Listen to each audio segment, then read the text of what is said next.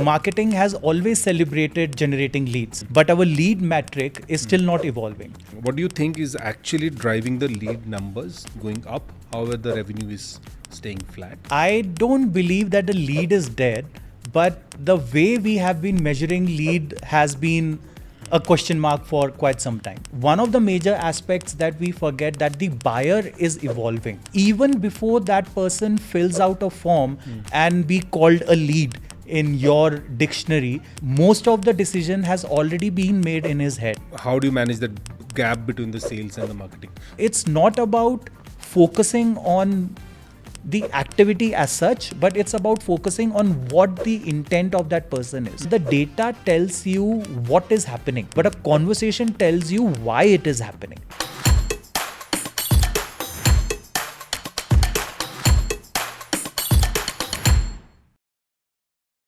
Hello everyone and welcome to the B2B Marketing Podcast presented by B2B Marketing Association and powered by Brand Story Digital. I am your host, Saikat Das Mohan. Marketing team's focus has always been about hitting the lead number. And are these lead numbers lying to us or there is something else?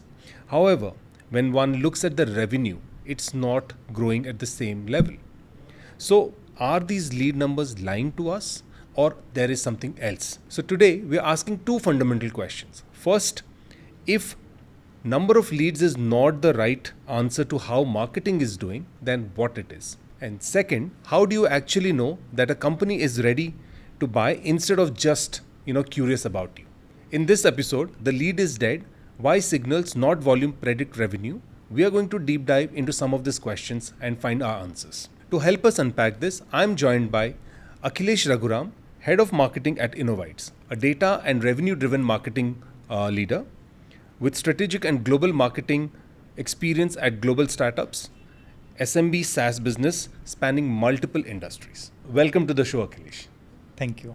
And before we begin, a quick introduction about yourself, which is not there on your LinkedIn profile. Thank you so much, Saikat, for having me. A quick introduction would be which is not on LinkedIn. It's very difficult, but I think you put it very correctly. I am very focused towards data and obviously revenue, because I feel data is something that can interpret the intention of the client or the customer that's coming on your website, and it's all about connecting the dots. And I feel I am blessed enough to understand that aspect and strategize according to how to connect those dots and bring out a strategy forward. Perfect. Thank you so much for that, Akhelash.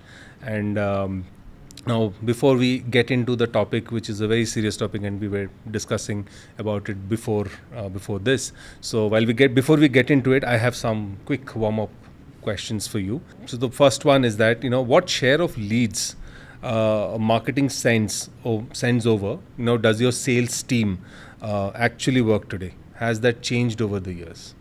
It has definitely changed. I think couple of years ago, the concept of sales qualified lead and marketing qualified lead was not there. Yeah. Any person who downloads your ebook, registers for a webinar, fills out a form, directly goes into the salespeople's kitty. Right. But now, as we have evolved, we have started understanding the customer.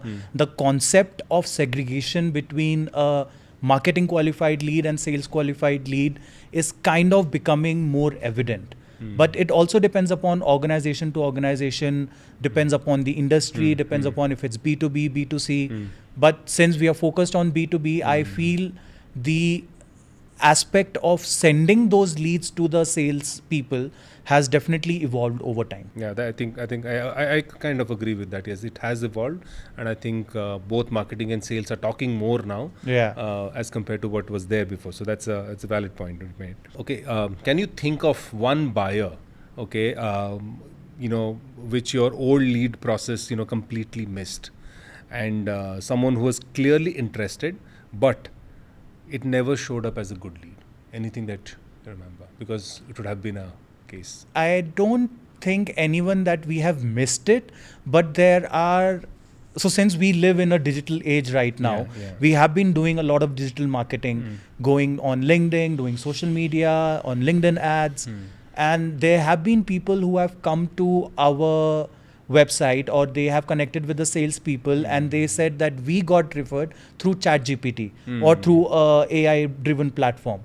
They had no idea that we existed until a AI platform directed them towards us.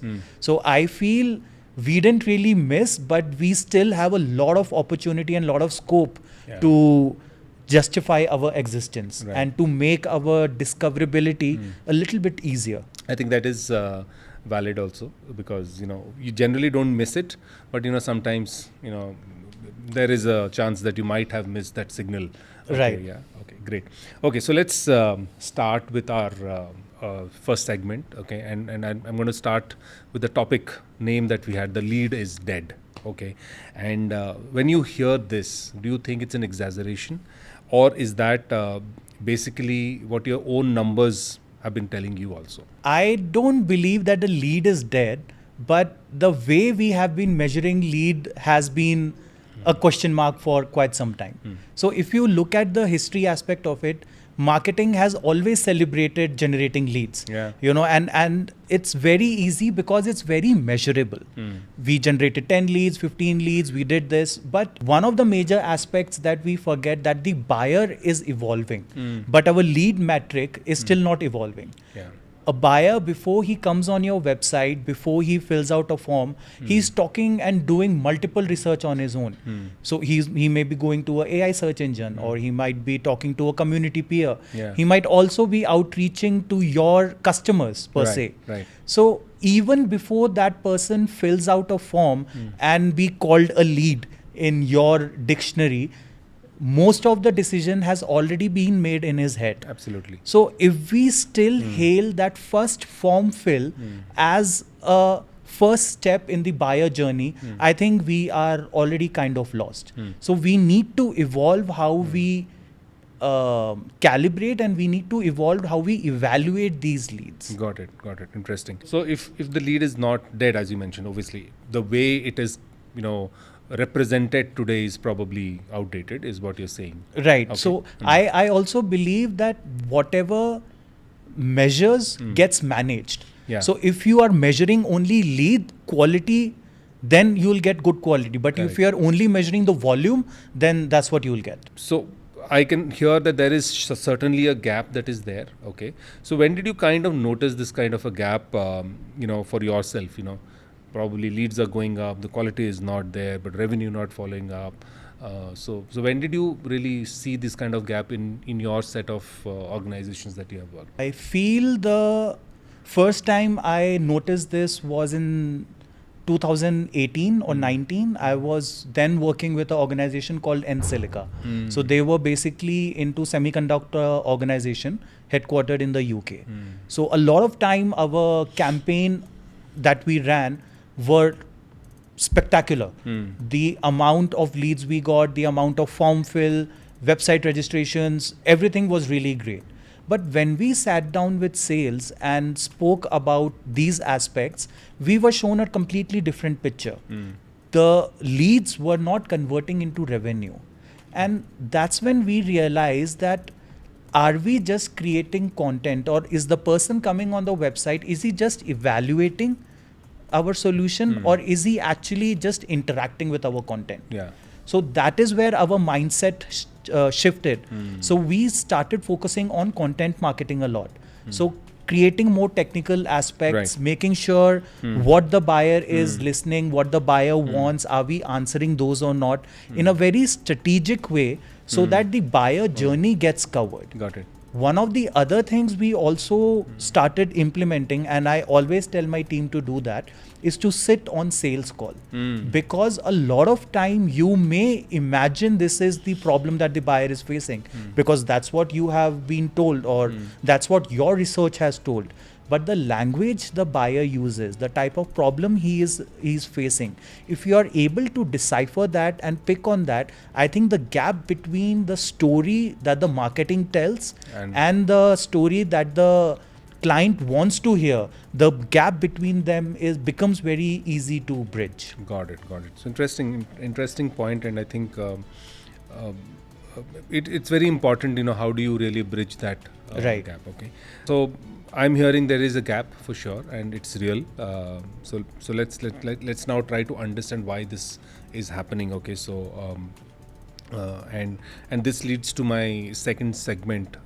Why the lead model broke. Okay, now while it might not be broken for you as a company or an organization, but there is a certain sense that the lead model in multiple organization has kind of broken today. Okay, so in your understanding or in your experience, what do you think is actually driving the lead numbers going up, however the revenue is staying flat?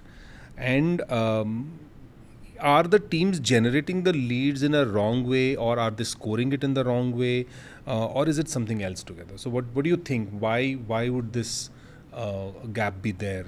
So I feel there are two aspects to it.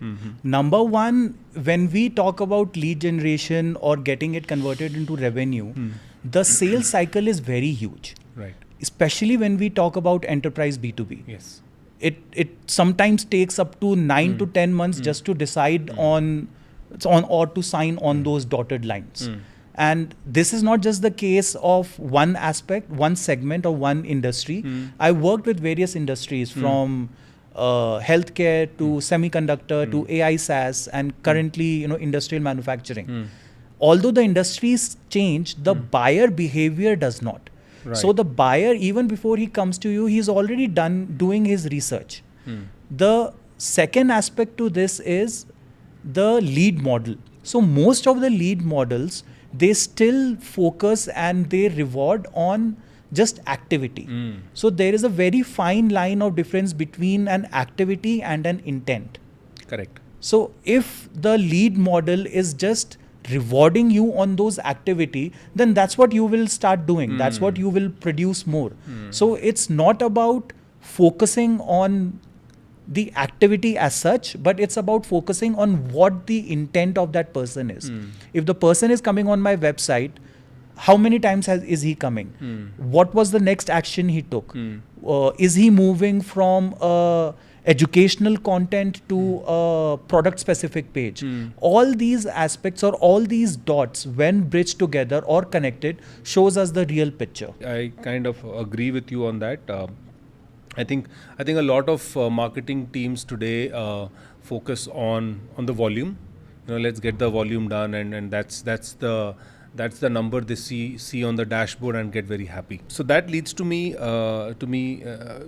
my favorite question, okay, and I think probably a favorite discussion in every forum today is that what happens to how much of your sales team trusts the leads that the marketing sends over, and once that trust is gone, how hard is it to earn back? Because sales team generally say, "Oh, marketing leads, not my cup of tea." True, and I have a very nice saying that my CTO says that trust comes like a snail, but goes like a hawk. So it's very difficult to earn that trust. So if marketing people keep sending sales leads which are not ready, the notification that they get starts becoming like a noise. Irrespective of the quality, irrespective of how you communicate that, they will always consider that as a noise. One of the other things is, how do you qualify a lead? A lot of times sales and marketing have an issue in qualification after the campaign is done. I think that is absolutely a wrong approach. Correct. The qualification has to be decided even before a campaign is launched. Once the campaign is launched, the marketing would know what kind of leads are ready to be pushed to the sales. What is our parameters? What is our benchmark? Based on these aspects is where sales and marketing needs to collaborate and work hand to hand. Got it. And from your experience, how do you manage that gap between the sales and the marketing in your real life experience? I feel I have always worked very closely with sales. So like I said, I am a staunch believer that the marketing has to sit on sales calls. Not to analyze how the salespeople speak, but to analyze what the buyer says. Okay. With those aspects in place, I think it becomes very easy to qualify a lead it becomes very easy in understanding what those leads want or what is the story that they are looking for, which we may or may not be able to provide. Got it. So one of the major things that always needs to be done is sit with sales, because they are the one who are talking to the customer. They are the one on the ground. So they understand the perception and they understand the problem that the customer is facing better than a marketing person who is sitting behind a desk and launching campaign. From that perspective, you're mentioning, about qualification of leads, and it has to be kind of aligned with both marketing and sales. Okay, so what are some of those qualifications that you think marketers and sales teams should think about when it comes to creating a single qualification model for leads?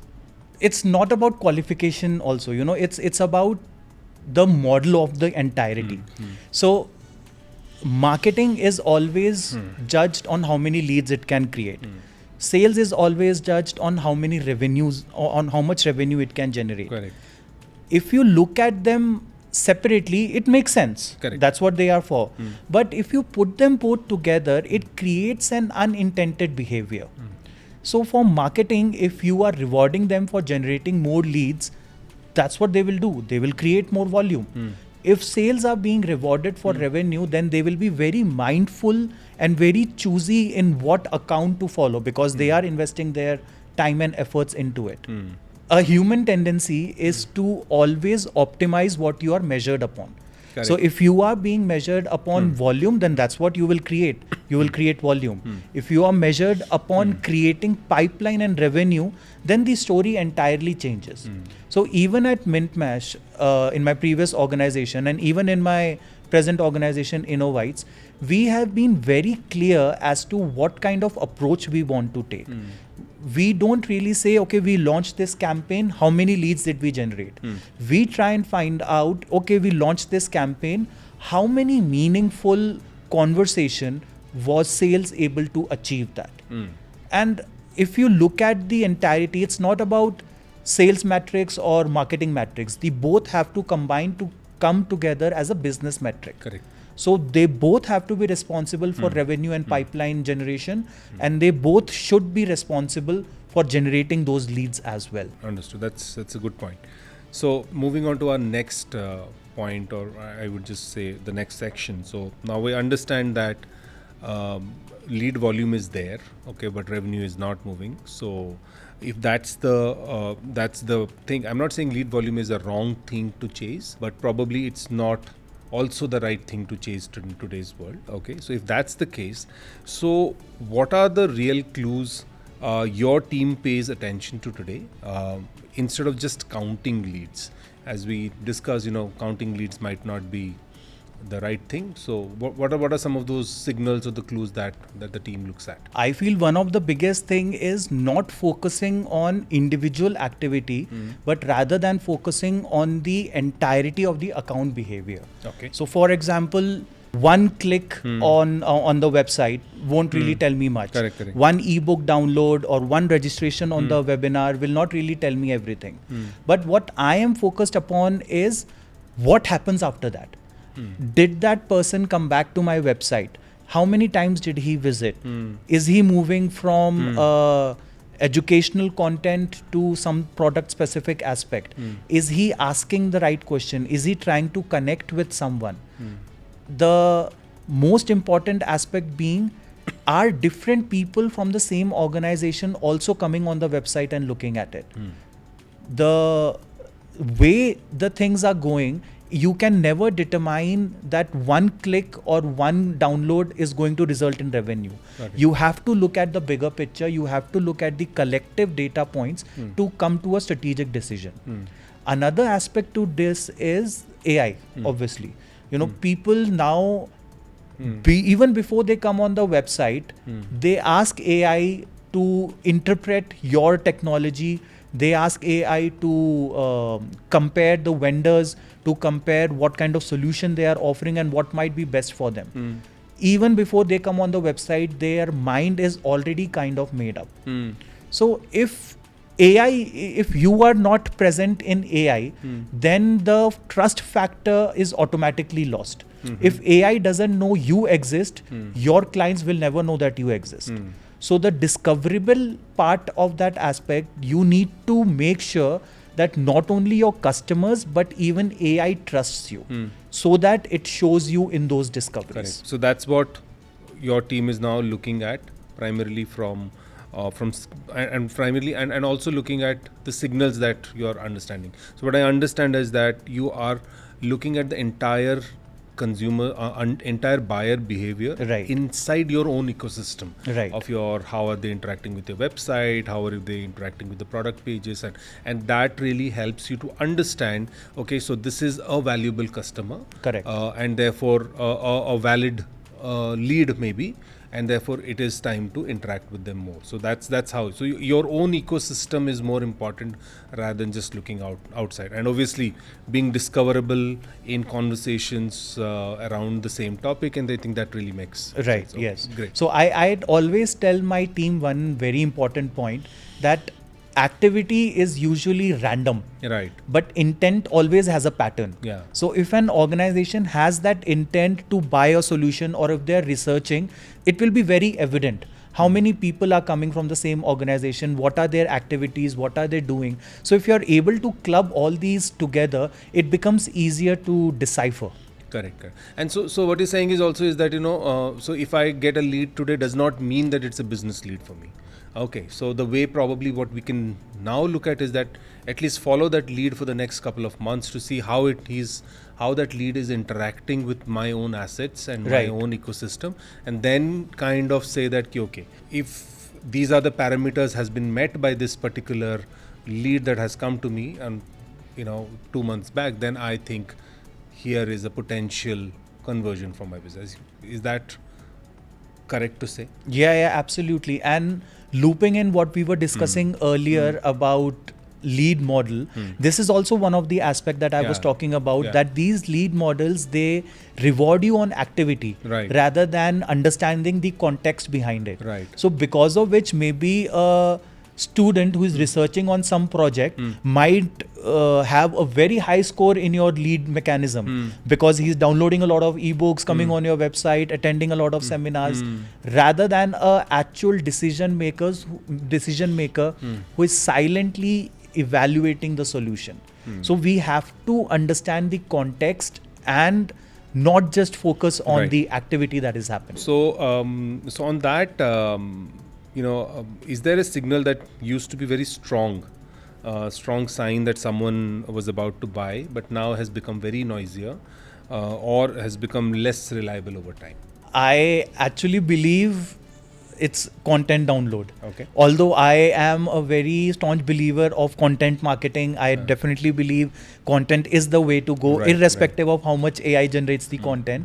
But then right now, it's one of the things that is not really dependable, because like we just said, a person who might be just doing a research might be coming on the website, downloading your content, and he may be downloading the content because someone referred it to him that it's very nice, or maybe AI referred it to the content, or maybe the form was just autofilled, so he clicked on download. Right. So having that faith in that one content download is something that has completely exhausted, I would say. Okay. So this is where the aspect that what is he doing after downloading that content? Is he how many times has that person come back on my website? Is he interacting with any other type of content? Is he moving up in his buyer journey? Right. Is he just consuming educational content? Is he consuming product specific content? Is he liking my case studies, customer success stories more than the blog post? So all these aspects play a very crucial role in understanding where the content is going and how it is actually being utilized. Right. That's a very important point that you mentioned, and I think that's where a lot of marketing teams probably miss. How do we really understand that? Right. One download is not a valid thing. And what's that one signal you think most teams are underusing right now? Something they're just not paying close enough, attention to? I think account level signals is what a lot of people are missing out. So like I said, a person coming on the website, downloading one content doesn't really tell you anything. But different people from different departments coming and accessing those content is something that you need to focus upon. So to give you an example, we at InnoVites, we do software solution for the wire and cable industry. So ranging from enterprise resource planning to MES, design center. So no one really wakes up in the morning and says, oh, I need a new ERP. It's a very long haul game. It's a very strategic decision. And a lot of departments from production to IT to manufacturing, finance, leadership, all of them are a part of this decision-making capability. Right. So what I want to see is, are these departments coming on my website? What kind of content are they consuming? Is the leadership looking at the business value of my solution? Is the production people looking at the implementation aspect? Is the IT looking at how the cybersecurity aspect will play in the long run? All these things tell me that the buying decision or the buying aspect has already started inside the organization. And this is where I want to tap in. Because if I know that this organization is already considering us, it's something that needs to be focused upon. Also, I feel the first party intent behavior is much more reliable than a third party intent data. Because a third party intent data can tell me that this organization is looking at this segment, but a first party behavior actually tells me that this organization is interested in your business. They're looking at you, they're evaluating you. So that's where I believe the focus on first party behavior is absolutely crucial. Okay, and that is something that you think people are underusing right Yes. now. Okay, and I think you made a very good point of also is that the organization point of view, because today in a B2B setup or in a B2B world, it's not about a single decision maker. The buying group becomes very important, and what you mentioned is also that there are different departments who will take the final decision in your solution. A ERP solution cannot be just bought in like that. Everybody has to come in, they have to evaluate, they have to understand what is the benefit of it. Right. And then therefore I think that's one signal, entire buying group signal is what we miss today. True. When we do campaigns, we just focus on one customer profile and we just bombard that. But what about the other? And that's a big signal is what you're saying. And they're also doing a lot of research, is what you're saying. Great. So now we have understood the signals and what are the signals that we are underusing, what are something which have been used are not reliable anymore. Okay, so now let's move from there and let's understand obviously the teams are watching the signals, but how do you go from this company is doing something on my platforms to believing they are ready to buy? So if you can help us understand or walk us through a transition, walk us through the transition about how do you go from the account is showing some activity to the account is genuinely ready. Give us some understanding how that happens. I feel sometimes marketers just overcomplicate stuff. If you look at it, it's very simple. There are 3 pillars or 3 major things that you need to focus upon or a customer thinks. In the initial time, he thinks, is this solution worth my time? The second aspect is this solution, will this solution be able to help me? And the third is, can this solution be implemented and in how much time? Right. So all the content that an organization creates, be it ebook, blog post, webinar, social media, has to answer these questions specifically. And based on what kind of content the customer is consuming, it kind of becomes easier for you to decipher in which stage he is in. If he's still looking at the first stage where he is asking, are they relevant? He will be looking at generic blog post or your leadership thought process. The second aspect, will this solution actually help me? He will look at the business value. He will look at the features. He will look at the modules that you guys are offering. The third aspect is can this be implemented and how long will it take? He will be looking at your implementation guides. He will look at customer success story. So if you are able to strategically look at these content and create those content with this mindset that we want to categorize and make sure that when we hand over the lead to the salespeople, it's easier for them to communicate. I think that's where the major difference happens. Got it. And that is where how you can also, and if you do all of that, then you are also able to say that, this account is now becoming genuinely Right. Okay. Yes. Got it. So when you do that, do you score a company or as a whole, when you do your scoring and all of that, do you score the company as a whole or you score the individual people inside the company? How do you do that? See, at the end of the day, it's not the organization who buys. It's the people inside who buy. So that's why even when we create ICPs, it's all about the person. This designation, this department has to do this. So obviously the scoring, sometimes the lead model is still broken. So we still follow the same aspect a lot of time where we are scoring this activity. But at an organizational level is when we decide, okay, this is what the intent of this organization has been. This is the how many number of times they have visited our website or connected with webinar or downloaded an ebook. Now it's ready and warmed enough that a salesperson can connect with these organizations. Got it. Because, sales doesn't want confusion. They want predictability. If you are able to tell them that this organization has downloaded this. So for example, when we also pass on leads to the salespeople, we never say Simon has downloaded this ebook. We say that this organization, 3 people from this organization has visited our website. 2 of them are checking out our implementation guide. 1 of them attended our webinar, which was focused on modules and features. So now the salesperson has a content. Now he has a reason to connect with this organization and take things forward. Okay, and these are the signals that you keep scoring. Yes. How has the people from the company or the organization interacted with you? Right. If the people from the organization would have just downloaded brochures or just downloaded educational content, probably they might not score higher. But if somebody who has attended webinars on product implementation and a different person from the same organization is, then you're scoring them higher, and then Right. you say, okay, this is the organization which has a more chance or predictability of engaging with us in a positive way.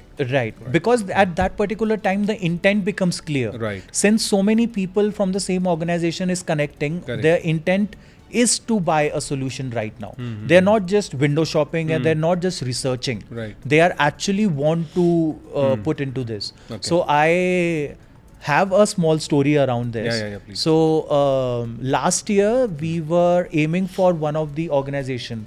So they had they checked all the boxes. A lot of people from the organization were coming on the website. They were downloading ebooks, they were downloading content, and we thought that, okay, now they are ready. So when the salespeople connected with them, we got to know that they were just doing research for the next quarter, for next year. So, which is a little bit difficult to understand that why were they doing all these aspects now. And when we connected, we got to know. So the major things to focus upon is that the data tells you what is happening, but a conversation tells you why it is happening. Okay. So only at that point of time. So I wouldn't say our signals failed us. Yeah. It's just that getting the exact answer, sometimes you have to have those conversations. Right. And then I don't think so from the example that you're giving, it's not about the signal failing, but I think they were researching for next quarter. They're probably not ready this quarter. Right. Probably next quarter they might be ready, and and that helps them take more informed decision, and Right. it obviously opens the door for you to have True. more conversations True. with them. Okay, great. So now we're talking about signals, and we're talking about how these signal based alerts can really help us. Now just tell me, how do you make sure that these signal based alerts don't just turn into the new version of the old lead spam that sales used to ignore? I feel we kind of discussed upon this because whenever we tell sales that this is a lead that has come into the picture, it's always a question mark. Are they warm enough? What did they download? How did they connect? So that's why I always tell my team that instead of saying that so and so person or John or someone downloaded an ebook, we need to give them a better picture about the organization. Okay. That 3 people from this organization or 4 people from this organization, they visited our website. The leadership team or a C-level executive was looking at our customer success story. One of the IT departments was looking at the implementation aspect. So when the sales has a better clarity as to how to connect and how to approach these guys, I think half the battle is already won. So we don't make it a spam anymore in the old ways, Right. but rather create a holistic view of the organization or the buyer's company, Right. to give the sales the confidence that yes, they are ready. True. Which is what is more important. Great. Okay, fantastic. So I think that was a good point, and I think if companies start doing that, they are really going to help themselves and the sales team. Okay. Definitely. Okay. Now let's talk about how do we make this entire thing stick together. Okay. Not just on one team's dashboard, from an overall organization point of view. Okay. So. Let's think about if a marketing leader wanted to stop today, reporting lead volume to the board. Okay, and what would you tell them to report instead? In my career, in my 13 years of experience, I have handled board members a lot, and never have I ever heard a board member say, "Oh, we generated 3,000 leads this quarter. Excellent." They don't care about leads. They want to know how is the pipeline coming in, how is the revenue coming in. So for a C-level executive or for a new CMO, I think instead of talking about leads, there are 3 pillars that needs to be focused upon.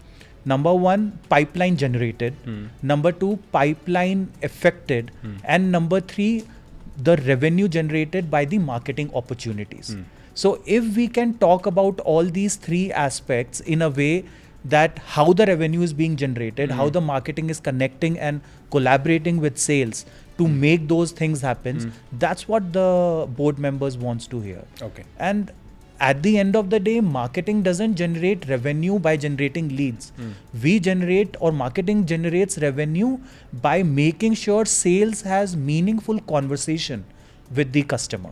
If we are able to achieve that, if we are able to bridge that gap from communication to the selling aspect, I think that's what the main work of marketing is. Okay, and that's what you would want to kind of report also. Definitely. And that's the talking point in the board. Okay, great. Now we spoke about this in the beginning, and you've been also emphasizing that buyers are well researched and they are shortlisting all of them because of the AI tools and all. So what happens to the signals we rely on today then, if buyers are already well researched? Good question. I feel it's not about dismantling the signals, it's about understanding where your buyers are. So this is where the content marketing aspect plays a very huge role, because at the end of the day, whatever AI also points towards is through content. It's not rocket science, or it's not thinking on its own and permutation combination.